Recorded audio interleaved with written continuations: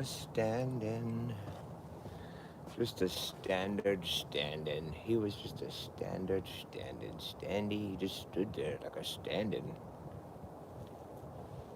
Either a stand in or a stand out. They're all stand-ins. They all just stand there, just playing their role on the world stage. You know, anything that comes on the big screen, it's all like scripted, man. You don't have any characters on the stage that aren't just totally fake. It's all fake. It's Charlie Kirk and Erica Kirk just fake. Fake, fake, fake. All the way in, all the way out, all the way around, all the way up, all the way down. Just fake from the floor up. Fake from from the face down. Face down, fakes. Fans down, fucking fake, phony ass, fake shit. They just stand there, they play their roles. When they have to leave the set, they leave the stage. There's like they have to be assassinated and all this, all this crazy like media hype has to happen around it, or they have to have a helicopter crash, or it's got to be some tragic fucking, it's like a movie. It's like a movie, like where there's like this character that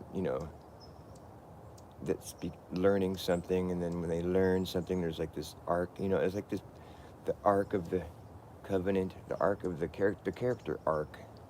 He arcs and short circuits, and that's the end of him. The arc of the covenant, the arcing angels, the arc of electricity. I just got off topic there. I started thinking about arcing. Arcing. What is the arc? It's all about the arc. The arcing arc and the archangels and the arcing arc of Noah's Ark and the architecture and the arc, and the fucking Ark of the Covenant and the arcing angels and it's all electric. This is all about electricity. The elite, the electoral eel, the electric eel. The Israel is the sun god. Israel. Is Israel even a real place? It's more of like a question. Israel? Elite electric eels. They eat electric eels. Let the elite eat the elite. The elite, they do that. They just eat the elite. They have like cloning machines or something. Erica Kirk is a clone of a clone of a clone of a clone. There's been many previous models of the Erica Kirk clone. There was one that was married to the Florida governor back in like the 60s, I think. Her name was Erica Kirk, spelled with a K. Eric Kirk, same fucking name, same spelling. And it's worth taking note that usually when there's a girl named Erica, she spells it with a C. It's Erica. That's typically how you'll see a girl spell her name if her name is Eric. But this Erica, this model, is Erica with a K. And same with the previous Erica Kirk that we have on record. She was married to the governor of Florida. So the elite, they have these clones that they throw around. And it's like, hey, you take her for a while. This model's pretty good. But you can tell when you look at the Erica Kirk from the governor's wife. The story around her too is funny. She's like this mysterious woman that appeared out of nowhere. So, I don't know, some stupid like love story. But she's like a spitting image of the Erica Kirk Charlie was married to. I fucking identical. It's the same fucking person. And and just like with a fishy story attached to her, and like running with the elites, it's the same fucking story. It's just the same person, but it's a different one. It's like a clone of a clone of a clone. There's only two that we know about. I'm sure there's other Erica Kirks that have been around, before and to come, that will be around. They keep making them. They don't even give them a different name. It's just the Erica Kirk model. She was married to Claude Kirk. Interesting that his initials were CK also. C, the third letter of the alphabet. K, the 11th letter of the alphabet. 3 times 11, 33, CK. Their names are all encoded. You know this, right? They don't use their real names. You think Barack Hussein Obama? That's so funny that he would have a name like that, that we would elect a president named Barack Hussein Obama. What kind of fucking name is that? Barack. Well, he's going to go bomb Iraq. Hussein? Well, yeah, Saddam Hussein. Obama? Oh, yeah, he's got to go get Osama.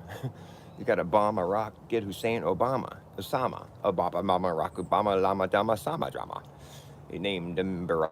He had to go bomb Iraq to get Saddam Hussein. Hussein's his middle name. He had to go and bomb Osama. His name is Obama. See, he's aptly named. You know, we've had some really extreme cases of the aptly named, you know, world stage actors recently, actresses. There's the, you know, the chief of security at the Department of Homeland Security, DHS Department, the chief of security, the chief stress is a woman, and her name is Iwana B. Horan. It's Iwana, Iwana, that's her first name, and then initial B, and then Horan is her last name, is Horyn. Iwana B. Horan is her name. She's like the chief of security at the department, at the DHS. So, the chief of security chose a real zinger for her fucking stage name. It's like, okay, well, what do you want to be doing? Security, or do you want to be doing what you normally would do? I mean, what kind of name is that anyways? I want to be Horan. I mean, she must have had a rough time growing up with a name like that. Or what? I mean, they don't even try anymore. It's like, it's not even discreet. But whatever. To each his own.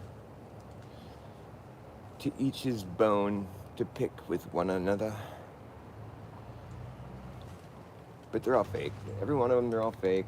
They even have fake names. They don't want you to know their real name because they're not playing the real person on stage. They're playing a fake person. Like when they get these celebrities to come out and make, you know, like influence, when they come out and make a statement like, this is a safe and effective vaccine. You know, the celebrities, actors and actresses, right? We're supposed to trust that a fucking actor is telling us the truth. That's ridiculous. You can't trust an actor. No, because they're the only reason you know who they are is because they're acting. They're good at acting, which means they're good at not being themselves. They're good at pretending. They're good at, like, you know, putting on a show.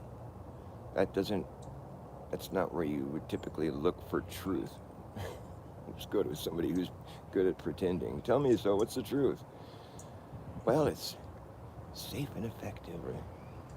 Like when, you know, Truman Show, like when his wife is like offering him some hot cocoa while they're having a fight or whatever. He's like, who the fuck are you talking to? Kind of like that. It's like that. The Truman Show. What's weird is I don't want to get into all those stories about my life.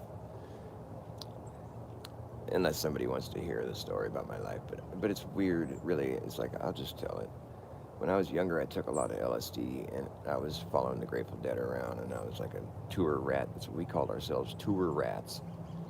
We follow the Grateful Dead around from city to city. It's fucking fun. I always talk about it because it was so much fun. It was like my glory days. But during that period, I took so much acid that I kind of went into this weird I went into this weird headspace for like about a year. Psychosis, basically, but it was drug-induced psychosis, you know. And it was like, when the acid wore off, I was still in this headspace where I was basically feeling like my whole life was scripted, but I wasn't let in on the whole shtick. Like everybody that I'd interact with was like, it seemed like it was a movie. Like I was basically living in a movie for like a year, maybe even longer than that. I never talked to anybody about it. I kept my mouth shut, but I just was watching the way things would play out, the things people would say. I mean, I was totally losing my mind. or was I finding my mind? I don't know. But I went kind of crazy for about a year, and it didn't prevent me from being able to function in life. I still was able to do what I had to do, but I was really, I guess you could call it paranoid, but I wasn't exactly paranoid. I was just letting everything happen, but I was taking note, and I was just like, it was really interesting the things that were happening to me. Let's put it that way. And like I was using the power to manifest like in ways that like, I mean, I could get into all the details, but the point is, I was kind of going through like a spiritual awakening, while at the same time I was kind of like misinterpreting it maybe a little bit, to the point where I was like thinking that people that were in my life had been like prompted to be in my life because of some conspiracy that I was figuring out or something. I was losing my mind to an extent, but I never really talked to anybody about it because everybody was in on it according to me. So I just kind of kept my mouth shut, and after a while but here's what happened. so so towards the end of all that, I mean, I was kind of just realizing in my mind, like, maybe I'm just tripping. I was finally coming around, kind of coming out of it. Like, maybe I'm just tripping. I was kind of realizing certain things that I thought were happening weren't actually happening, and I was kind of having to rework things in my mind. And then that movie came out, The Truman Show, and this is a long time ago, but the movie came out, and I remember like seeing a preview or something, or like trailer. I hadn't seen the whole movie yet, but I just saw what the movie was about. And I'm like, holy fuck, that movie is about what I've just been going through. Like, that is so wild. And I thought it kind of seemed like the way the movie, when it was released, it was like it came out at such a time where it just was sort of like the punchline at the end of my whole like couple of year long, maybe 2 year long experience, where I just thought the whole world had been like sort of staged for my whole experience. And I don't even know how to explain it. I mean, if you've ever had psychosis, and you might have experienced something similar, it's not uncommon for people to have this kind of trip, when you take a lot of drugs. This was all like really strong LSD that I was like really heavy into. I was doing a lot of it back then, because the Grateful Dead and LSD is a great combination. It's kind of like a cigarette and coffee or something. It's just inseparable. But yeah, so the movie came out, and I was just, it was so, that's the way everything was coming together at that point in my life. I just remember thinking it was like this cosmic punchline for my whole experience. I'm like, oh great, now there's a movie about what I just finished going through. It's fucking weird. And I didn't see the movie, I just saw what it was about, and I'm like, okay, I know what happens, I get it. This is like, it was kind of like the universe was showing me, hey look, this is like, this movie is about what you've just been going through. What's up, Phil? So I've always had kind of a personal sort of connection with that movie. And then there was another thing that happened too. Like, here's the thing. When I was a kid, I used to think Tom Hanks was so funny. And he was like this actor that I really liked, when I was a kid, right? He was on Saturday Night Live, and there was movies that he would do that were like for, kid, whatever. He was an actor that I really liked. I thought was funny, and I really liked his movies, and I was all into Tom Hanks of all people. And then, once I grew up, I kind of like forgot about him or whatever. He just wasn't that big of a deal to me. But it was right around the same time period. I think maybe in that same time period, the movie Forrest Gump came out, and it was just kind of fucked up for me because Tom Hanks was a guy that I used to think, he's one of my favorite actors when I was younger. And then when that movie came out, see, my real name, I'm not Dr. Bass. That's just my self-given title. Because I've always been a reverse psychologist. I'm not really named Dr. Bass Ackwards. It's just my screen name. My real name is Forrest. And so when the movie Forrest Gump came out with Tom Hanks, it fucked me over. Like, I couldn't go anywhere without, and like meet somebody new without them being like, run, Forrest. I got treated like a retard everywhere I went for a good few years. Anytime I'd meet somebody new or go to a job interview, oh, hey, you gonna run? And I just came up with all kinds of different ways to respond to it. I had to get creative because it was just so irritating. Like, of all the people that just burned me, this actor that I used to really look up to, and now he just fucking makes this movie where I just fucked my whole world over for a little while. I don't really hear much about the movie anymore now when I meet people now, because there's a lot of people that haven't even heard of the movie. But for a while there, it was like this big movie. Everybody, just without fail, when I'd meet somebody new, there was a Forrest Gump joke coming, and they'd like talk to me like I was retarded or something, make fun of me, or make fun of the idea of someone being named Forrest or whatever. It's just like, it means. But friends of mine realized how annoying it was, and they were funny. Like I had one friend of mine got me it's like a license plate. They bought it at like the in Monterey at the Bubba Gump Shrimp Company or whatever. But the license plate said "Stop, Forrest, stop" on it. I'm like, that's a perfect one. That's good, because they know how I am, and it's like that's the thing. People always tell me to run, Forrest, run when they first meet me. But after getting to know me, they tell me, "Stop, Forrest, stop." That's the joke. But it's true. It's funny because it's real. Oh, I can't smoke on camera. What am I doing? Don't try this at home.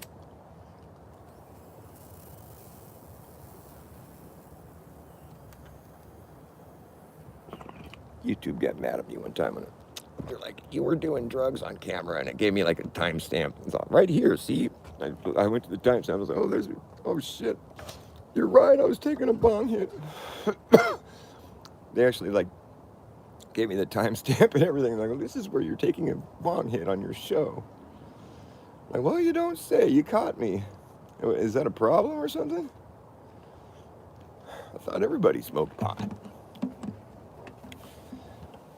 I like pot a lot. It's fucking cold as fuck here right now. That's why I'm wearing my robe. I've been robed.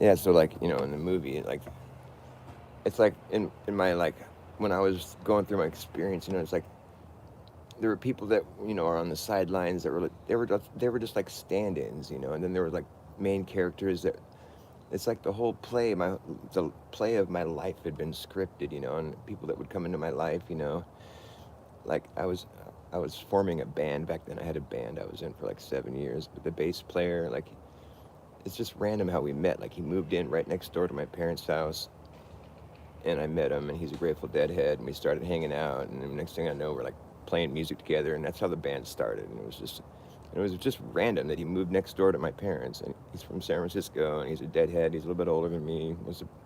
We just became really close friends and started a band.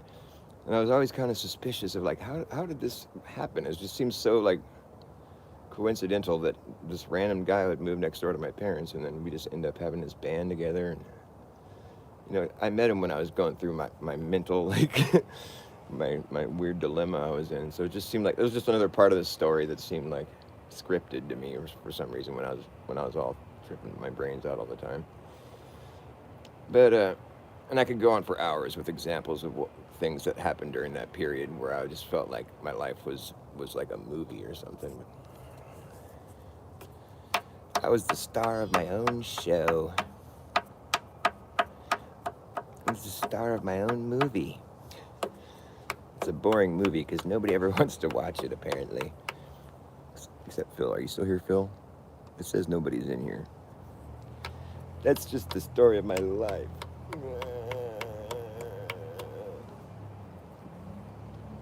Nobody wants to watch me. I mean, there's not really that many shows on that are better than my show, so you guys are just missing out. I swear, dude. If you come to this channel, you just get the real deal. It's just truth. I show my face. I told you my real name. You know where I live, in California, Santa Cruz Mountain. I mean, I'm not trying to be like, I'm not hiding. I'm not shilling for anybody. I'm not a fucking shill. I'm not trying to fucking tell you what to think. I'm trying to tell you how to think. And here's how you think. The world has been inverted, perverted, subverted, reworded, and we're all being herded like cattle to the slaughterhouse. So you have to understand this when you go about your day. When people tell you, oh, get this for your health, you know to stay away from that for your health. Or they tell you, you're a free citizen. It's like, well, that's a fucking oxymoron if I ever heard one. The land of the free, the land of the brave, the land of the bold and boldly rolled over slaves. We're the land of the bold, the bold and blue, the bold and blue. The land of the red tape and the whitewashed blue tooth. No, what's blue? Red tape, white, washed, blue. Goes up, and we blew up people. We just went and blew up a bunch of people and took their property, and that's how we became a country. That's how people do it. That's how you become a country. You got to go take somebody's country and turn it into your country. I don't know. I think this country might have been like a vacated place when we found it. It was like already built. There's so many cities in our country that aren't even that old, that when you really just sit there and you analyze like the amount of work that's been put into this place, like San Francisco, for instance. I live pretty close to San Francisco. I mean, it's a lot of work to zone and grade and plan for like a big city, and I mean, it's like it's not even that old of a city according to history. I mean, it goes back maybe a couple hundred years, and it's like, dude, I've lived 50 years, and I can see how much can happen in 50 years. A lot can happen, but like, that's a quarter of the time that, the place has been. It's like I just look at the place and it's like, man, there's a lot more time that's been put into the development of this place. It just seems like it's been around a lot longer. I don't trust that story. And it's wild. I mean, it's like, we're supposed to think that, the first cities that were being built in our country here, like we started from the ground up or whatever, and we're building like this Romanesque, like classic, architecture. I mean, it's like stuff that's like, it's not for like, it's not, it wouldn't strike you as being like, whatever, just people like starting off from scratch. I mean, we're supposed to believe in like, the wagons and the fucking, the horse and wagon and the fucking, Oregon Trail, and it's kind of a little bit more rustic. I wasn't imagining that we'd be like, procuring like 30-foot marble pillars for our post office and shit like that. I mean, it just seems a little bit out of place, if you ask me.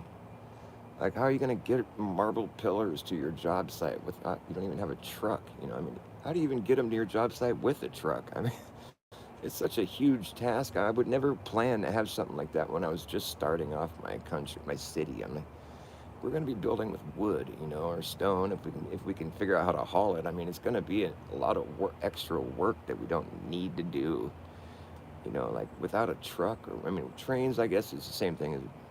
But still, I mean, how are you going to maneuver all this heavy masonry without the proper equipment to do so? I mean, just the knowledge, the know-how to build something so, I mean, the engineering that goes into like one of these city halls or capitol buildings, I mean, it's not child's play. I mean, it's fucking serious business. I mean, the weight bearing of like some of these fucking, it's like heavy, material. It's like, suspended, 100 feet overhead, and it's these arched domes and these fucking, I mean, it's some serious business, man. It's not, I don't remember ever being taught about the sheer genius of our ancestors here that were building this place. If you look at Washington, D.C., it's like, oh my God. It's like it just seems like a bit like grand. I mean, who were these people? It just kind of puts a whole new spin on it when you look at it critically. You're like, I don't know. I mean, I know we have the capability to build like a lot of pretty fancy stuff these days with all the diesel engines and stuff we can haul and fucking, we got a lot of know-how still, but we don't know how to build like that. And something got lost somewhere along the line. I mean, we forgot how to make beautiful things, like when architecture is concerned. I mean, to a certain, it's like it just became about like, I don't think anybody ever I don't think any of our ancestors really built that shit, to be honest. I think we did try to imitate that style a lot, and there was probably a lot of stuff that was built that was similar. But like the Philadelphia City Hall is fucking. They don't even have the blueprints for the place. That dude, fucking my lunch break channel. He went and he's like inquiring about blueprints for the original blueprints and drawings for these buildings. They don't even have them. So the story is defunct. I mean, there's like a fucking wall in the Philadelphia City Hall that's like 20-something feet thick. It's stone all the way through. It's a 20-foot thick piece of stone that they use for one of the walls. I mean, it's like, and you would need something like that for the weight bearing of these fucking massive stone palaces. It's no joke. But how are you gonna move a fucking rock that big without fucking a diesel engine and without fucking massive crane? I mean, you would need such heavy duty machinery that I just don't think existed back when they say it was built. And they can't even say when it was built now because they don't have the blueprints to fucking back up their story. If you don't have the fucking receipts, then you don't have jack shit. All you have is a story that people can make up a story, you know? That's, if you don't have the fucking receipts, then you don't have, it's not valid. And that's what we're finding out on the My Lunch Break channel. He's actually proving that these old buildings that we think couldn't have been built when they say they were in the time period, too, and like the timeline that they say it was built like too is like so quick, and it's like what? It doesn't look, and there's never any extra information. He's just like the so and so designed it, and that's when it was built this time, and it took 2 years, and that was it. And it's like, yeah, but there's a lot of information missing here. Like how many people, you know, helped them, or who actually built it, you know, and you know, where did they get all the material? How did they feed their workforce, and how did they find all the qualified people, and where do they go to school to learn to build like this, and what in the fuck is really going on? They don't tell you any of this information, you know, and then it turns out they don't even have blueprints to back up their story, so it's just a dumb story that's not true, in my opinion. If the story doesn't make sense, which it doesn't, then you know it's a lie. Just that's about as simple as it gets as far as how you want to look at it. Like, and then if you don't have a blueprint to back up your dumb story that doesn't make sense, well, now it's just this is just a fucking irrelevant piece of information, whatever the story is. There's no, you don't have any evidence to back up your story without the pictures, original drawings of how it was built. Because, you know, it was quite an achievement, and there's no reason why we would have lost that kind of information. And, like, he's finding out, like, none of these places, like, he looked up the fucking Chicago Field Museum. They don't have blueprints. Big Ben in London doesn't have blueprints. Fucking, there's more. I mean, it's like the library in New York, the big fucking I mean, the place that looks like it was built for giants, built by giants. A lot of buildings in New York are just fucking massive. There's a church he found there in New York, one of the big basilicas or whatever. They don't have blueprints. It's like, it's proving that they don't have any proof of their fucking stories. The stories that were in question, it turns out they don't have any proof to support their story. And so there's just something else going on entirely. It's not a coincidence that all these places that happen to have lost the blueprints or just never had them. That's basically evidence to support the argument that history is bullshit and there's somebody else that built this stuff and we don't even know how to build like that, and we never did. And that's just, you know, to the point too about like these buildings having like some kind of like design that was significant for other reasons that we can't figure out. We're not privy to. I mean, it would have just seemed like magic to us the way these buildings used to function, you know, like it was clearly designed to do more than just be a shelter. Like some of the stuff that Antiquitech that people refer to, you know, it's like it's like copper and like mercury inside these balls, you know, and it's like, 'cause if you take a magnet to mercury, you know, it creates a vortex. The mercury starts moving, you know, and it's like you create like a vortex. It creates a magnetic field, you know, energy. They had this kind of shit at the tops of these buildings, and all this copper, you know, that ran through the walls, and they tried to tell you that it was like, oh, these are lightning rods or what. Like, really, I mean, when you think about it, it's like, why would you put a lightning rod on top of your building? You want to get struck by lightning? What the fuck is the point of that? I don't think that's what it was. That's probably what it was. I guess it could be considered the reason was, but I don't know. I mean, I think there's more to the story. Like the mercury and the gold and the stuff on, it's not just stuff that was put there for decoration. It had utility. I mean, we're just not being told the whole story. Like the thing with the lighthouses, they used to have, like the light was floating in mercury. And they said the reason they said it was done that way is because it would move freely or whatever. It wasn't. But I think there was more to that story. I think that's how it was getting power to run the. I think there was some kind of technology concerning magnets and mercury and gold metals that were like conductive. I think that was the lighthouses were that they had technology in them that caused them to light up, and that's what was that's why the mercury was floating these lights. That's what they say. That I mean, I think basically I just see a lot of old stories in history where it seems like they're telling you a story that just doesn't have all the information. It's like they just are interpreting something they found and they don't really know how it was supposed to be used. There's some term that's for that. I think it's called like what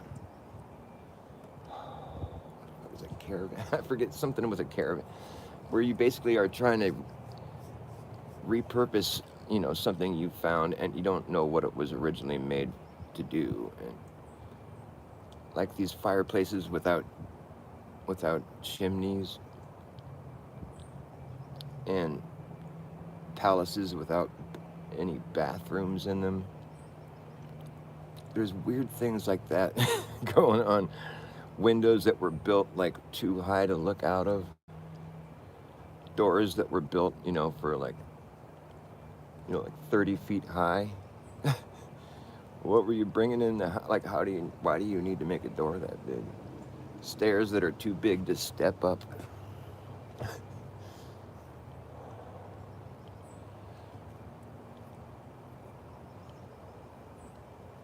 Swords that are too big to hold, guns that are too big to shoot, books that are too big to open.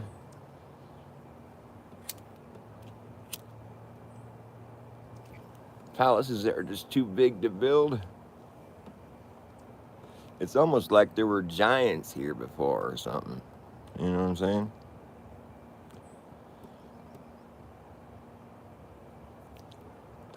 Right on, FB Nation. Good to see you, buddy.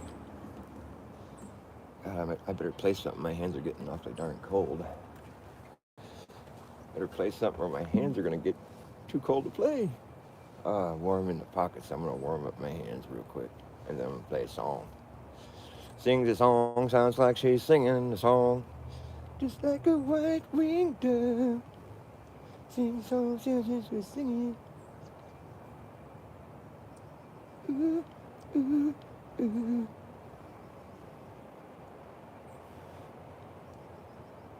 What was this song I was playing last night? It was good. I forget what it was now. Oh yeah, Time Catches Up With You. That's starting to sound pretty good. I think that song is alright. Time catches up with you, time catches up with you. You know that one? Have you heard that one before? It's a pretty good song. By Dr. Bass Ackwards.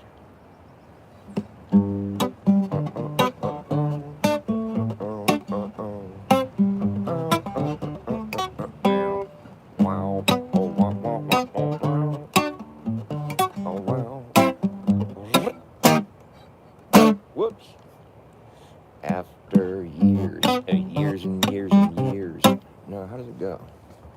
After years and years and years and years of what appears to be research, dirty work, digging in the earth, reworking things. For what it's worth, it seems we found out that there's nothing to find out. The fact is we don't know the facts. The fact is we don't know the facts, even though we've been acting like we do for so long now. It's just hard to back settle with your foot in your mouth. Pretty much the only thing we can say for sure that is true is that eventually time catches up with you. Time catches up with you. Time catches up with you. You're young now, but soon you will be 52. Time catches up, it doesn't stop. It's like a watch, it ticks, it doesn't talk. You got to keep your eye on the clock. It is what it is unless it isn't. Then it ain't. But don't faint from being so stressed. I guess it'd be best. You'll want to take some time off your feet to not miss a beat. 'Cause forward is the only way through. And time is catching up with you. Here it comes. Time catches up with you. Time catches up with you. Time catches up, don't you know? Time catches up with you. Time catches up with you. Time catches up. Look, there it goes.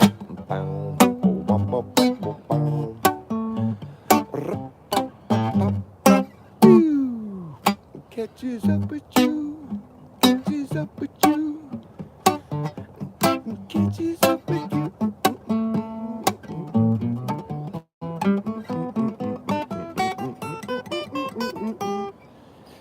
Catches up with you.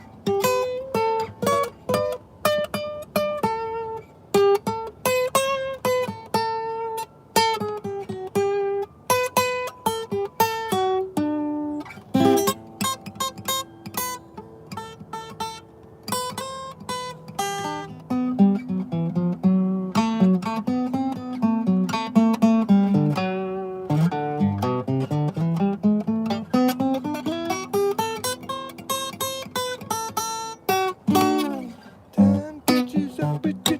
Time catches up with you. Time catches up, don't you know?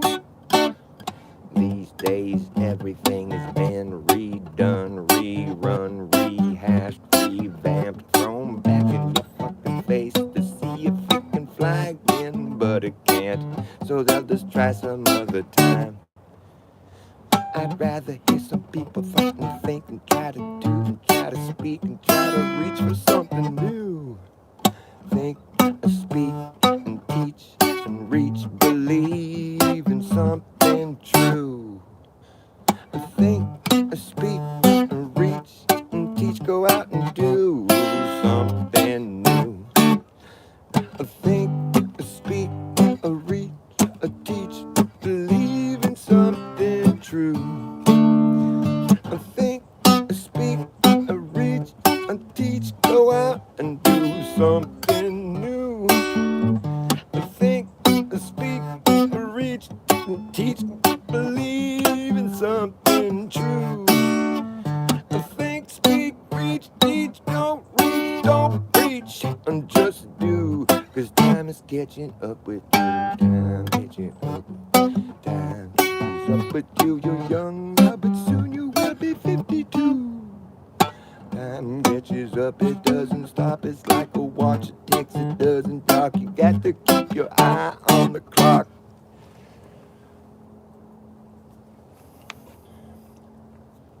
It went out. Son of a gun. Son of a gun. The gun. The son's gun. Son of a gun. Where did my lighter go? Son of a motherless goat. You son of a motherless goat. How did I lose my fuck? I didn't lose it. It's gotta be right here somewhere. This isn't happening. real though. What? I lit my cigarette earlier. How did I do that? Now this just. Oh, here we go.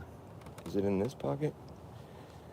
Wow, that's crazy. Don't you hate when you check your pockets for something and it's not there, and then you check again later and then it is there? Is there like somebody putting things and taking things?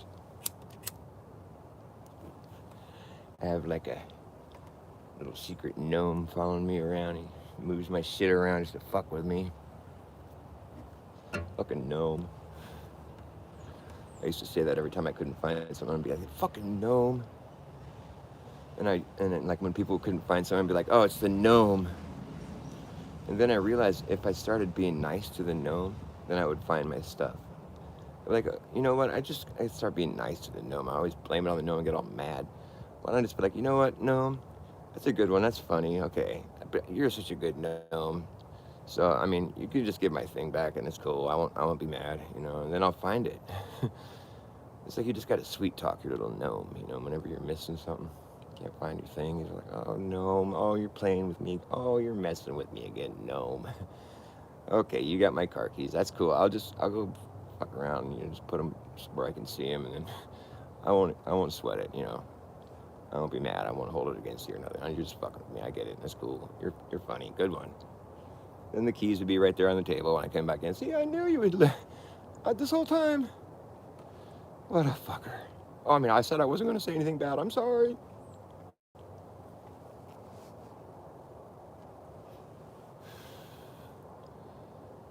Time catches up with... That's a pretty catchy little number right there. I think that would get under people's skin.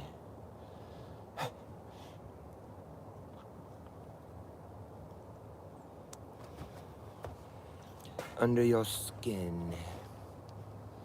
That's where they want in. They want under your skin. Why do they want to get under our skin so bad? I wonder.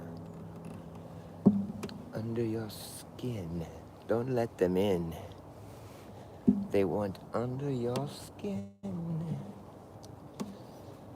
Evil is as evil does.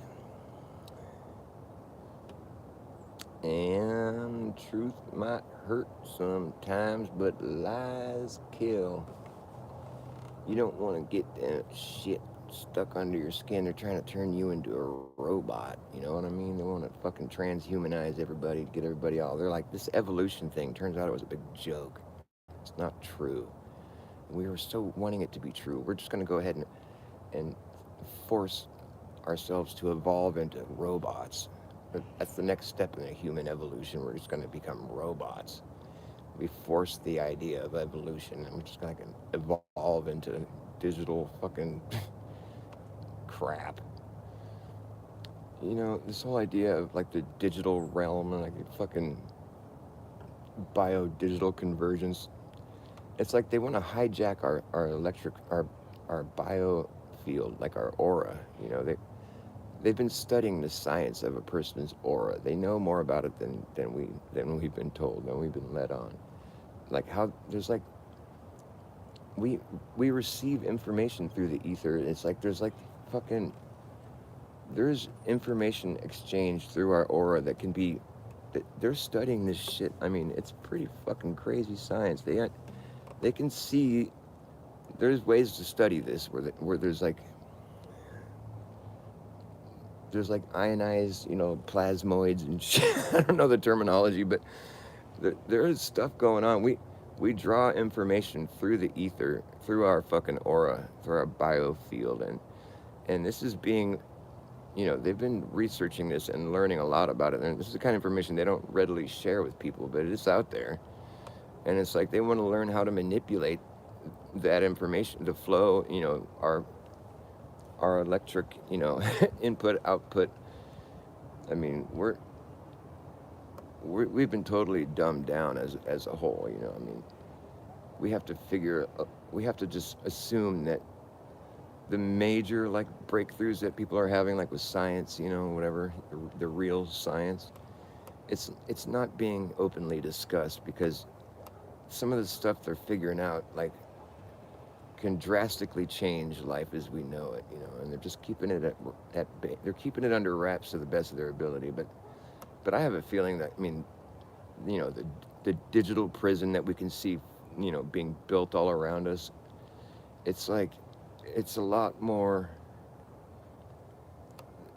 it's the whole idea is a lot more advanced than we really give it credit. I mean, it's like if you start reading the Sustainable Development Goals, the UN's, it's I mean, it's I don't know if any one person in the world has ever read all the literature they have, but there's quite a bit. But if you just do like a shallow dive into any of it, there's like each goal, there's all these different Sustainable Development Goals. There's a bunch of them. I forget how many, but each one of them is like it's quite an undertaking. I mean, I've dabbled in a couple of them, and like the just you start off at the beginning, like no poverty and no what is it? I forget poverty. It's like we're gonna end poverty, and but all their goals that they have, it's all involving AI, and it there's a lot of stuff that where they just openly talk with like like hacking into people's mind. Like, and like having us be like symbiotic with AI and have AI like basically control the way our life plays out, and to some extent where it's just like I can't believe that that this kind of literature would have been written and put into play, where like we're trying to achieve these goals, where it's like there's technology that's being mentioned in some of this stuff where it's like that isn't something that most people know about, but it's like being spoken of as though it's already like something that they know they can do. And it's like you would have had to run so many experiments, and already to have known that this shit was going to work. There's some of the stuff they're talking about, and it makes you think, well, maybe that's what the COVID jabs are all about. They're just running experiments. They want to get, because a lot of it has to do with like hacking into a person's, you know, biodigital convergence. I mean, it says like, what is the idea, the first idea that you get in your mind when you hear the word like bio in tech, bio in tech. It's like, well, that just spells it all out for you right there. That's what they want to inject tech into you, into your bio, and run experiments on that note. They were trying to do all kinds of weird shit about hacking into people. Those shots had nothing to do with the disease. I mean, to the extent, well, that it maybe caused a lot of terrible ailments and death, but not, it wasn't there to fucking like help anybody. I think there was all just a big experiment. There's all kinds of experiments that took place during COVID. Social experiments and experiments in like to see like what percentage of the population is actually willing to just jump through all the hoops that they impose on us. Like who's going to be complying. It's a compliance test on a large scale, but it was also an experiment because they have all this technology they want to start implementing into the lives of the population that involves like basically becoming transhuman, where you're like connected with the cloud, and you go about your life interacting with the cloud, and in ways that are just like, to your social. I mean, they get into all these nitty gritty details that are just like, what? How do you know people are even going to want this? And it's pretty eye opening. I mean, when you start to read into it, it's like, man, this is the plans that people are like. This is what they're rolling out right now. This is fucking disturbing. It's just shit that I don't think anybody really wants. I mean, they probably have thousands of people on these projects, and I mean, they're all invested in it, so they're probably just not. I mean, I can't imagine how anybody would even think that those are good goals. Anybody has a right to even plan that to that extent, where it's going to be expected that everybody in the society is going to want to go and partake in this like AI governance, and to where it's like governing your private life too. And I mean, I wish I had some, I wish I was doing a fancy show where I could show some, screenshots or whatever of some of the stuff that I'd read before, but it was very unsettling, and I just started to realize, there's a lot of stuff in here that has to do with like, like integrating the digital realm into the physical realm, and it's stuff that was being mentioned as though it was already understood that this is possible to do, and like I'm just wondering like where were all these experiments being conducted where they figured out how to do all this shit? And I mean, it's just crazy enough to think of it in the first place, but for it to have been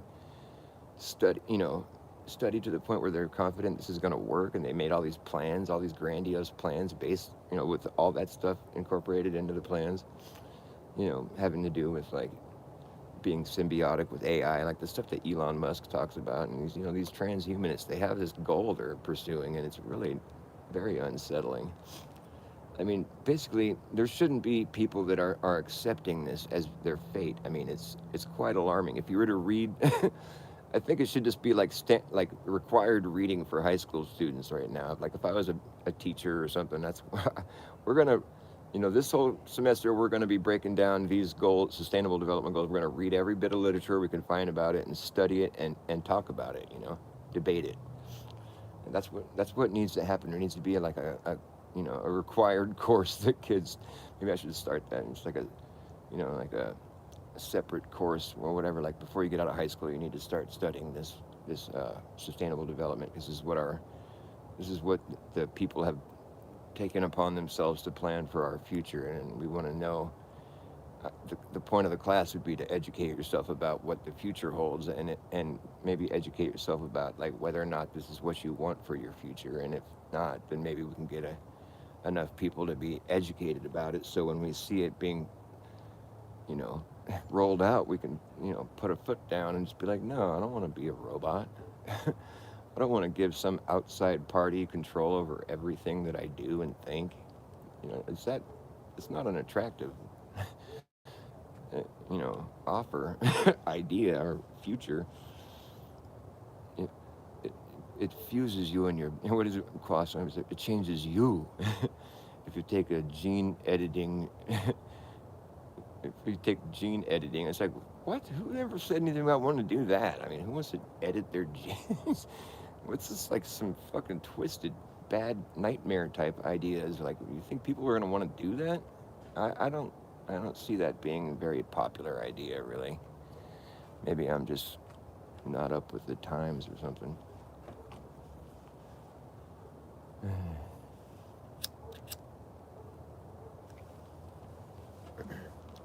But people are they're going through reality just thinking that they're just like this, they're just a stand-in. They're living the life of a stand-in. They just go stand there and they just play their part. And what do I got to do now? Okay, what's my part? What are my lines? They're just living the life of a stand-in. It's so random.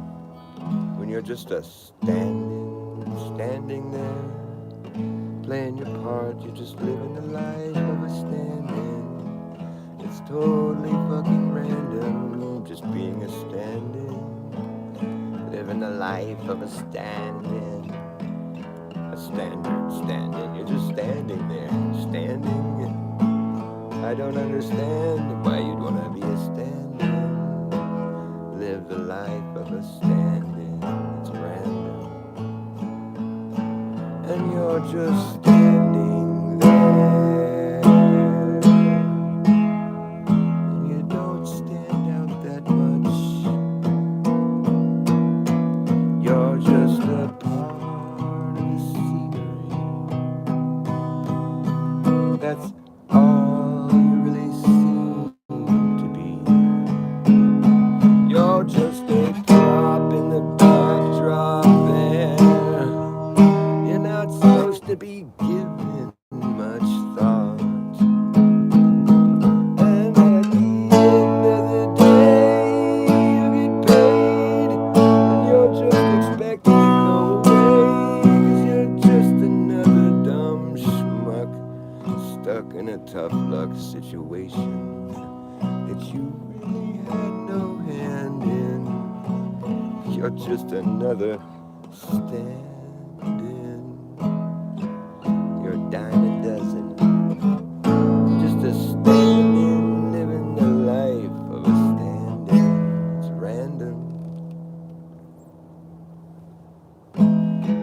Being a stand-in. Oh, it is hard to stand in.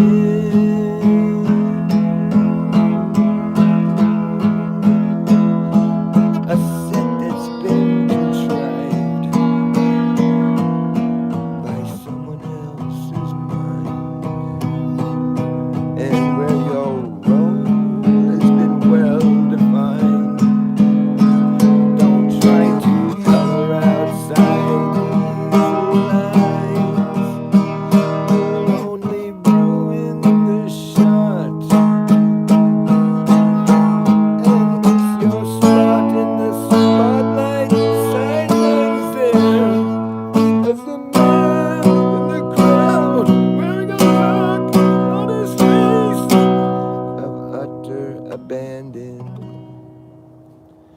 just another stand-in. That was fucking random, man. Just living the life of a stand-in. You get taken for granted, living the life of a stand-in. It's slanted. You're standing there like a standard stand-in, just being a standard standybus.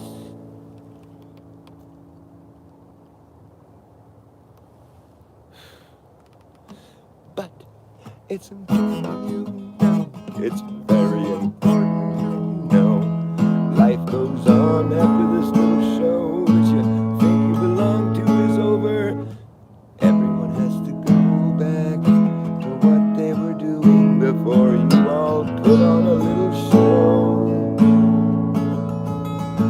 And in the real world, the heroes are rarely ever known, 'cause no one cares. They're all at home, stuck in front of their boob tube or their YouTube, while they're just tuning out the real world that carries on all around them.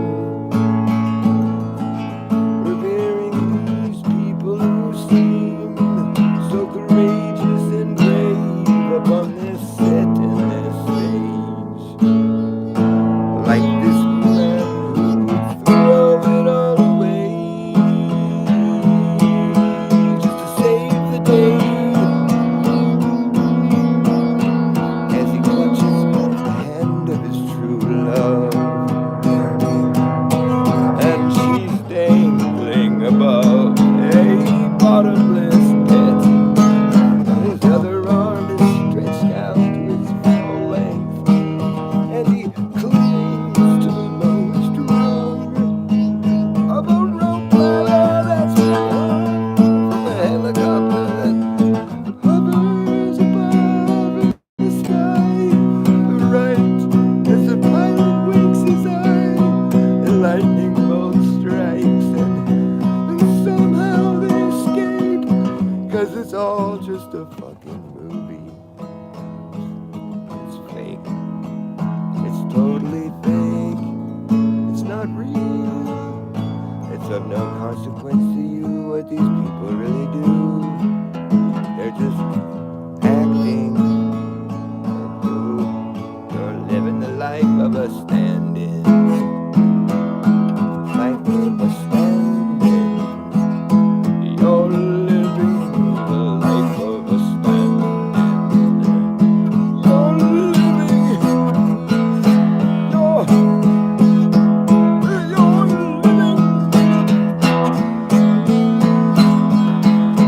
You're living in the life of a stand-in.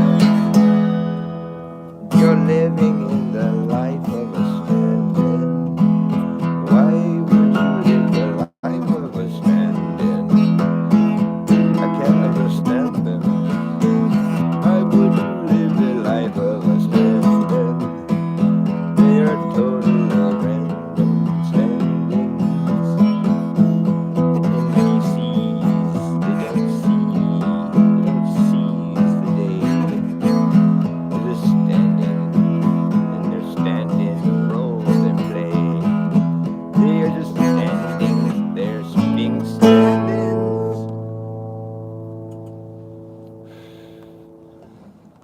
Why would you live the life of a stand-in? I don't know. We could use a good stand-in, though. Just stand there, man. Go to your stand and stand there. Don't ask any questions. You can't ask questions. Just stand in. You just play your part.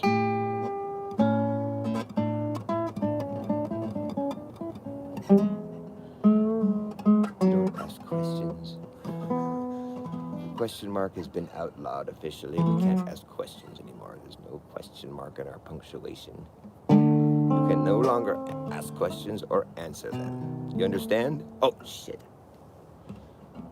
Why? Oh, you can't ask why.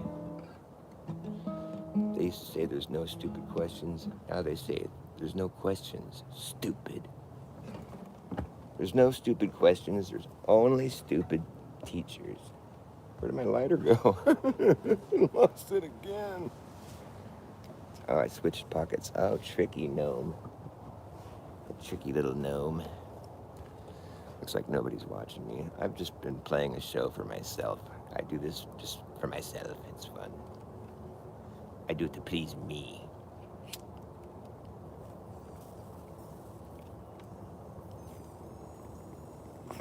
It's cool. It's cool. I'm totally cool. I don't care. Maybe Carl's still listening to me. I don't know. How did my bong get clogged? I just cleaned it out. This is hopeless. It's just hopeless.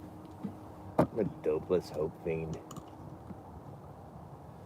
A dopeless hope fiend. I'm a dopeless hope fiend. Got no dope. Fiending for hope.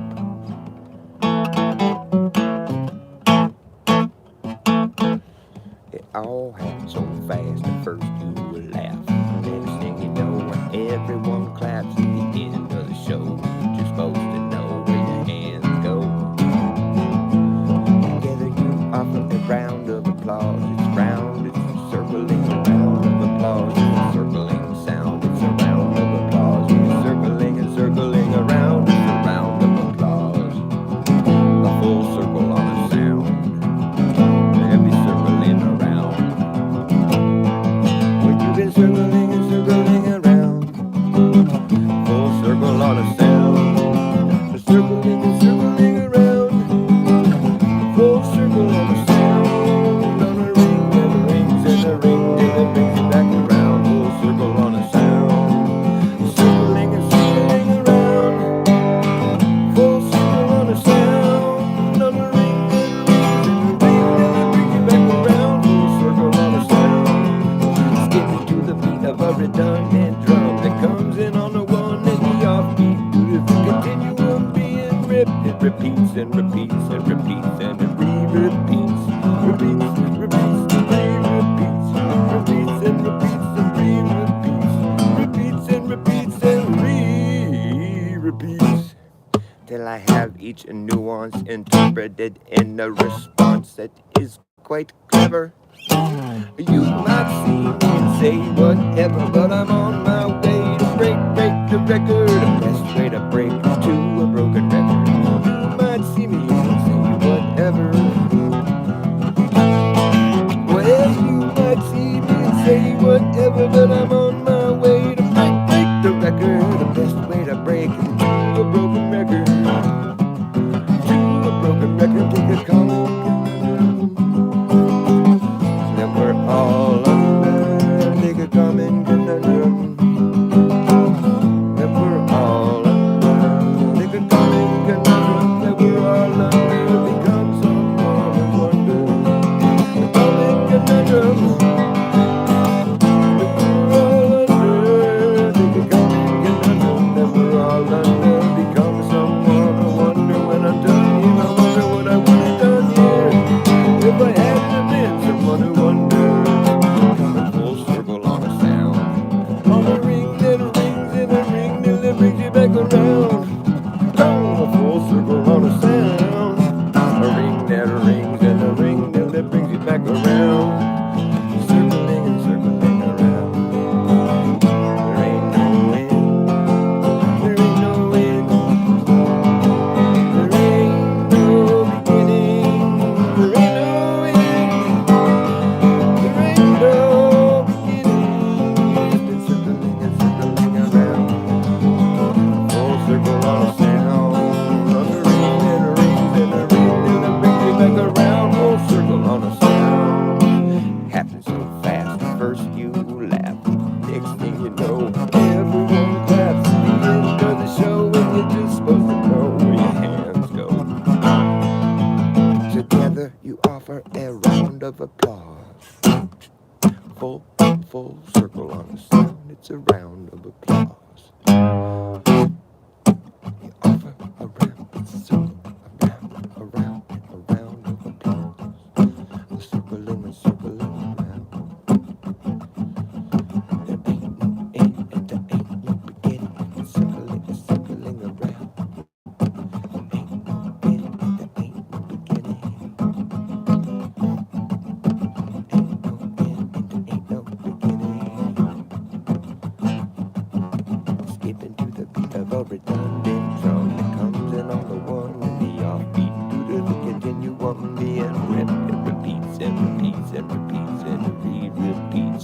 repeats and repeats, repeats, repeats and repeats and repeats. But the monotony gets fucking obnoxious to me, makes me nauseous like an overcautious agnostic in a posh mosh pit who gets accosted when he's lost it. Oh, watch this shit. I'm taking this a comment. And we're all under, take a common conundrum. Well, I wonder what I would have done here if I hadn't have ever wondered. I wonder what I would have done here if I hadn't ever wondered. Do you ever wonder what you would have done here if you haven't never wondered?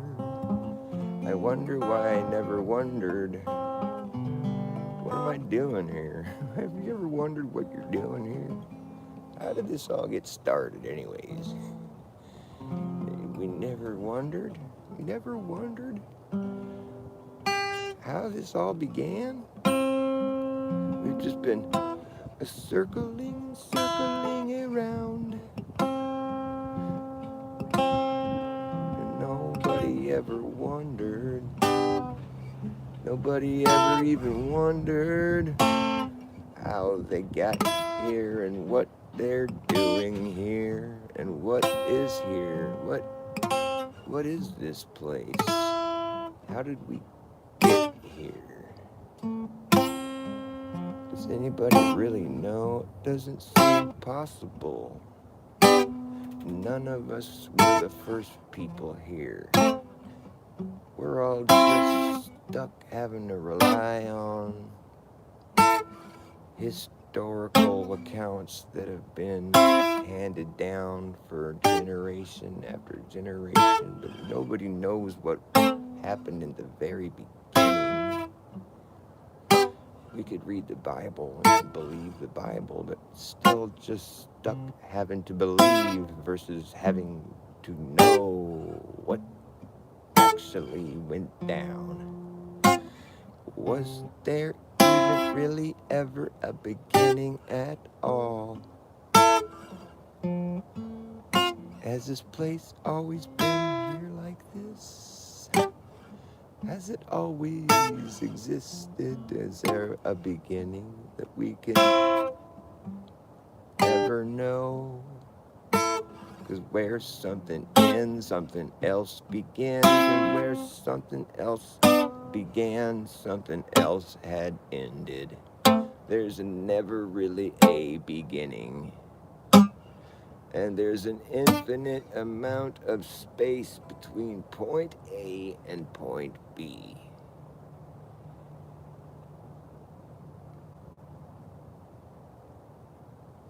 You can go halfway to point B. Now you're in the middle. Now you have another distance you still got to travel.